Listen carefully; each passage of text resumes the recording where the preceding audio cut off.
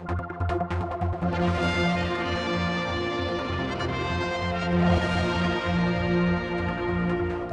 the Manx government gets its way, there'll be a single horse tram track here on the promenade walkway.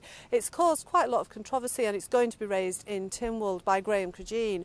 What are you aiming to achieve in Tynwald? Well, what I'm trying to do is split out the vote between the promenade, the horse tram track, and I also want to get a commitment from Douglas Corporation that they will run the horse trams for at least 20 years, and we need that commitment because, you know, if we're spending £3.5 to £4 million putting a horse tram track down, we need to know that the people who are running it are committed to that as well.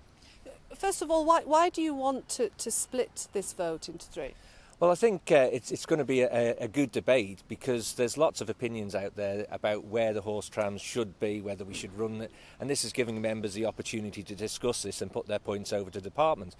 But one of the concerns is that from the War Memorial down to the terminus, it's a very narrow walkway, and if you've got children walking down there, you know, and then they run straight across a horse tram, you know, there could be some terrible injuries. Because we do have plenty of room here, don't we, on this section of Lockprom? It's very wide here. It is, yes, but there's not going to be any separation between the public and the horse trams.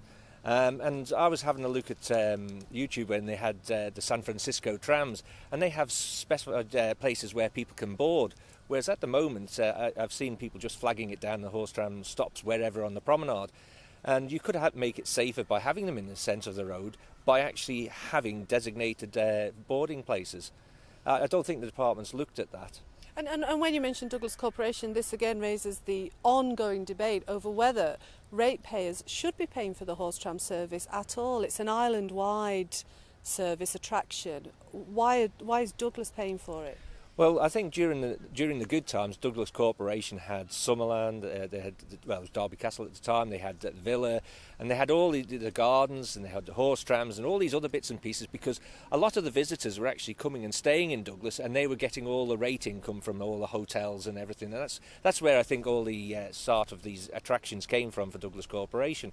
So, yeah, there is a debate to have, but you've also got the concern that Department of Infrastructure will be devolving some of its duties over to local authorities. And, you know, in the future, it might come down to, you know, they're having to pay for street cleaning, but where does the horse trams come in? And it's costing them over £250,000 a year. They lose £250,000 a year running the horse trams. Is this something that you're raising because of the feedback that you've had from members of the public?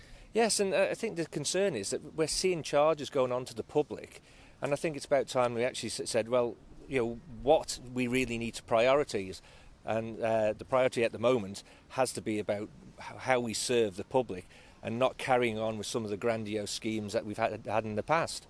Now, I mean, it is a grandiose scheme, this. It's very ambitious. But really, is it not an all-or-nothing scheme? Because it is so ambitious. Is it something you could dilute down without losing the whole point of it?